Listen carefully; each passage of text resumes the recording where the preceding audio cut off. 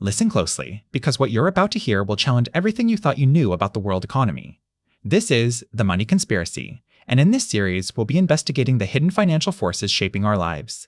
Our focus today, the World Economic Forum, an organization that has found itself at the heart of a global conspiracy theory known as the Great Reset. But before we dive into the controversy, let's take a closer look at who they are and what they do. The World Economic Forum, or WEF, was established in 1971 by Klaus Schwab, an engineer and economist from Germany. Headquartered in Geneva, Switzerland, the WEF is best known for its annual meeting in Davos, where political leaders, CEOs, and cultural elites gather to discuss pressing global issues. The organization's mission statement declares its commitment to improving the state of the world by engaging leaders in partnerships to shape global, regional, and industry agendas. But with a budget of over 300 million Swiss francs and an extensive network that spans across governments, corporations, and NGOs, the WEF is more than just an exclusive networking event. They play a significant role in global economic governance, working to shape policies on issues like climate change, poverty reduction, and technological advancements. Now, you might be wondering how an organization like this could become embroiled in conspiracy theories. Well, that's where the Great Reset comes in. This controversial initiative, launched by the WEF in 2020, aims to rebuild our world for the better in the wake of COVID-19. But some argue that it's a thinly veiled attempt to consolidate power and reshape society in ways that benefit the global elite. In this series, we'll be examining the facts and fiction surrounding the Great Reset and the World Economic Forum. We'll delve into the history of the organization, its ties to powerful institutions, and the motivations behind those who accuse it of orchestrating a new world order. So buckle up, because this journey will take us through uncharted waters where fact meets fiction and power meets paranoia. This is The Money Conspiracy, and we're just getting started. As we delve into the heart of the Great Reset conspiracy, it's essential to understand its origins. The Great Reset is an initiative spearheaded by the World Economic Forum, an international organization that brings together political leaders, business elites, and intellectual giants to discuss and shape global, regional, and industry agendas. Based in Geneva, Switzerland, the WEF was founded in 1971 by Klaus Schwab, a German engineer and economist who still leads the organization today. The Great Reset's stated goals are ambitious and wide-ranging, aiming to address the profound social and economic challenges facing the world, from income inequality and environmental degradation to technological disruption and global governance. The initiative gained traction following the outbreak of the COVID-19 pandemic, which Schwab described as a rare but narrow window of opportunity to reflect, reimagine, and reset our world. The WEF has published extensive materials on the Great Reset, outlining its vision for a more inclusive, sustainable, and resilient global system. Among its key proposals are 1. A shift towards stakeholder capitalism, the idea that corporations should serve not only their shareholders, but also their employees, customers, suppliers, and communities. 2. Green infrastructure investments, encouraging massive public and private investments in renewable energy, clean transportation, and sustainable agriculture to reduce greenhouse gas emissions and create jobs. 3. A universal basic income, providing a guaranteed minimum income to all citizens, helping to alleviate poverty and income inequality. 4. Digital identities and currencies, embracing new technologies like blockchain and artificial intelligence to improve transparency, accountability, and efficiency in financial systems. 5. Global cooperation, fostering multilateral partnerships between governments, businesses, and civil society organizations to tackle shared challenges and ensure a just and equitable recovery from the pandemic.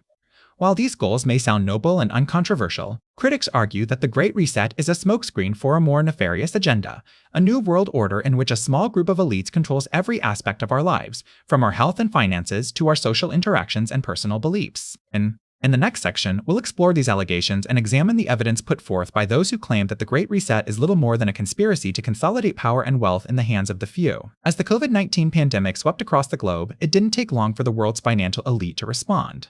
In June 2020, just months after the virus began its relentless march, the World Economic Forum, an international organization committed to improving the state of the world through public-private cooperation, announced a major initiative, the Great Reset. The stated goal of the Great Reset was to harness the power of both business and government to build a more equitable, sustainable future in the wake of the pandemic. But to critics, this ambitious plan reeked of something more sinister, a global power grab by the financial elite aimed at consolidating wealth and influence like never before.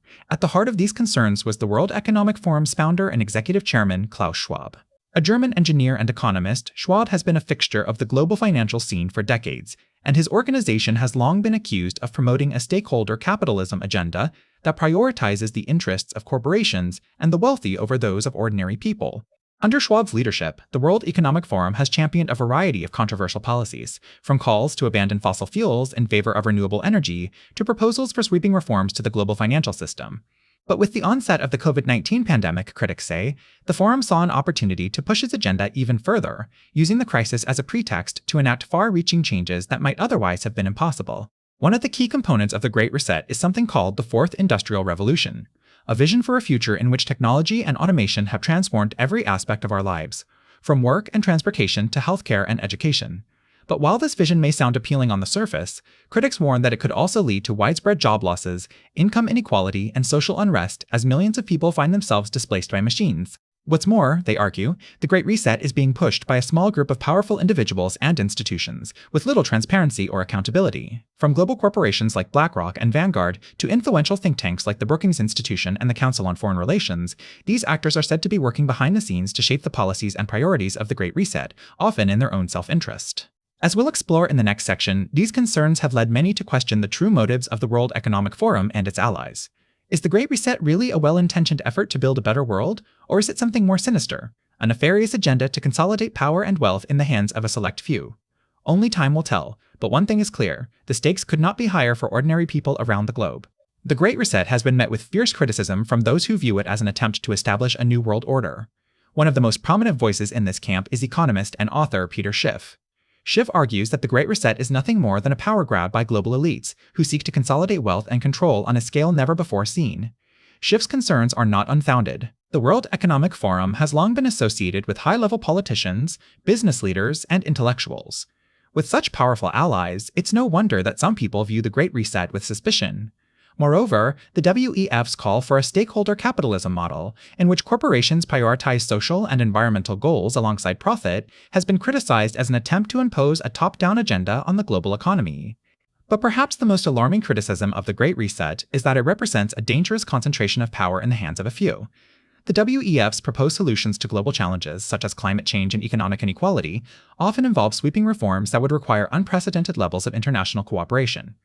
While these goals may be laudable, they also raise concerns about democratic accountability and transparency. Take, for example, the WEF's call for a green economic recovery in the wake of the COVID-19 pandemic. On the surface, this seems like a commendable effort to address two pressing global challenges at once. However, critics argue that the WEF's proposed solutions would funnel billions of dollars in public funds towards large corporations and private interests, with little oversight or accountability. In short, the Great Reset has become a lightning rod for criticism from those who fear that it represents an unprecedented threat to democratic values and free markets. While it's too early to say whether these fears are justified, one thing is clear: the stakes could not be higher for ordinary people around the globe.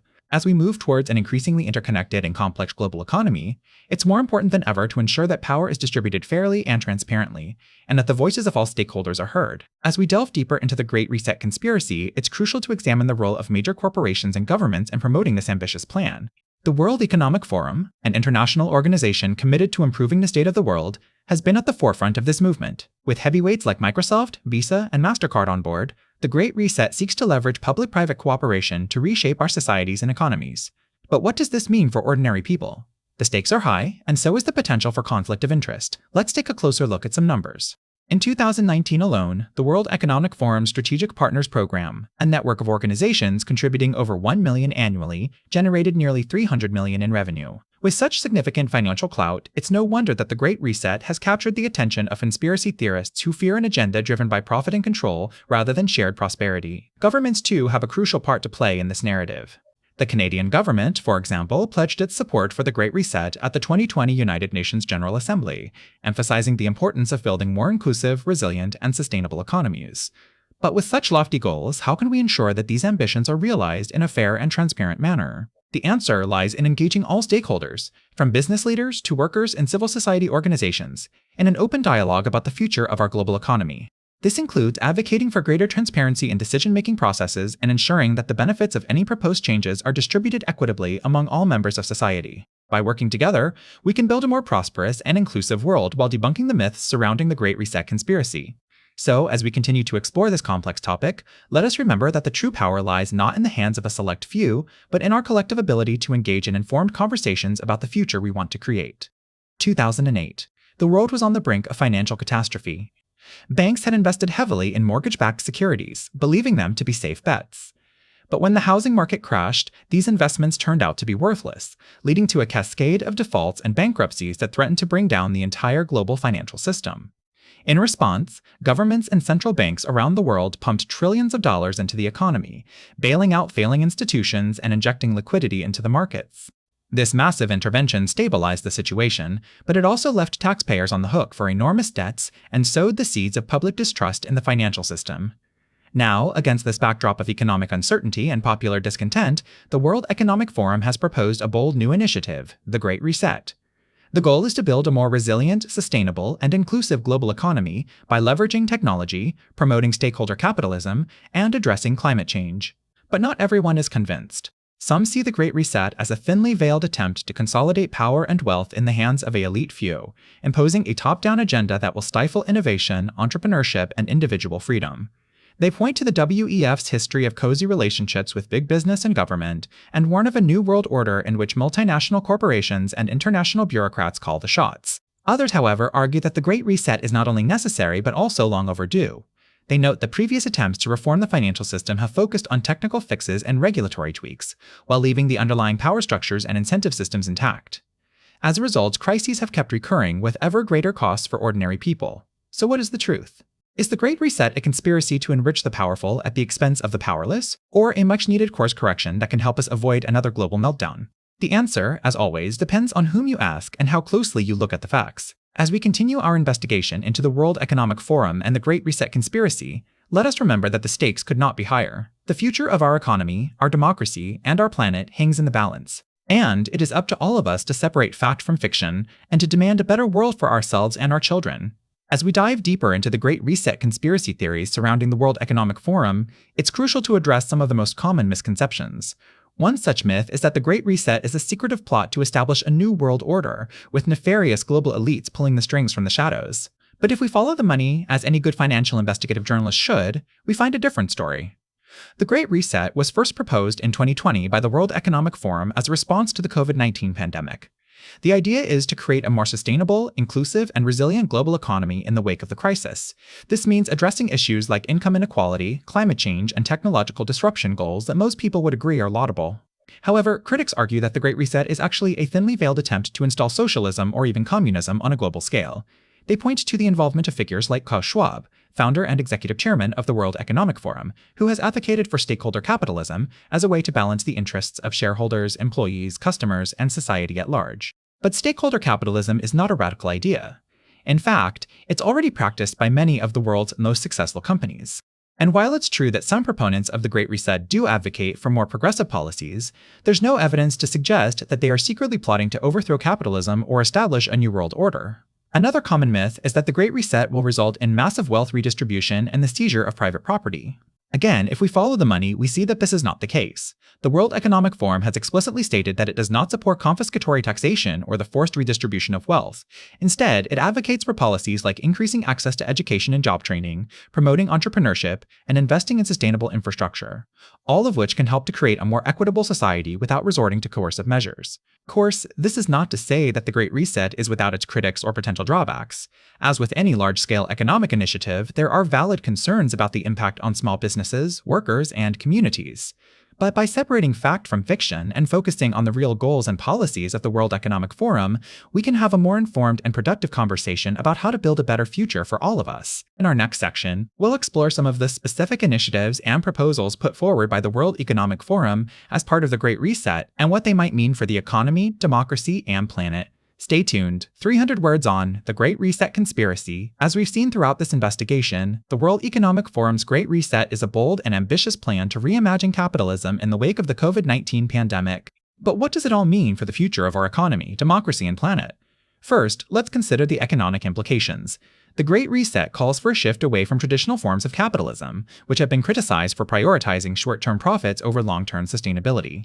Instead, the WEF proposes a more inclusive form of capitalism that takes into account social and environmental factors, as well as financial ones. This would involve greater cooperation between business and government, as well as new forms of public-private partnerships. But what about democracy? Critics of the Great Reset argue that it represents a threat to democratic values, as it involves handing over more power to unelected technocrats and international organizations. However, supporters counter that the current system is already rigged in favor of the wealthy and powerful, and that a reset is necessary to create a more equitable society. Finally, let's consider the environmental implications. The Great Reset emphasizes the need for urgent action on climate change, arguing that the current economic model is unsustainable in the long term. This would involve transitioning to a low-carbon economy, as well as investing in renewable energy and other green technologies. So, where does this leave us? While there are certainly valid concerns about the Great Reset, it's important to remember that the status quo is not an option. The COVID-19 pandemic has exposed deep flaws in our economic system, and something needs to change. Whether or not you agree with the specific proposals put forward by the World Economic Forum, there's no denying that the Great Reset has started a vital conversation about how to build a better future for all of us. As we move forward, it's crucial that we stay informed and engaged in this debate. The Great Reset may be just one proposal among many, but it represents an important step towards creating a more sustainable and equitable global economy. By focusing on the real goals and policies of organizations like the World Economic Forum, we can have a more productive conversation about how to build a better future for all of us. In conclusion, the Great Reset is a complex and multifaceted proposal that has sparked both excitement and concern around the world. While there are certainly valid questions and criticisms, it's important to approach this topic with an open mind and a critical eye. By doing so, we can ensure that the conversation around the Great Reset remains grounded in facts and evidence rather than fear and speculation. So stay tuned for our next section, where we'll explore some of the specific initiatives and proposals put forward by the World Economic Forum as part of the Great Reset, and what they might mean for the economy, democracy, and planet.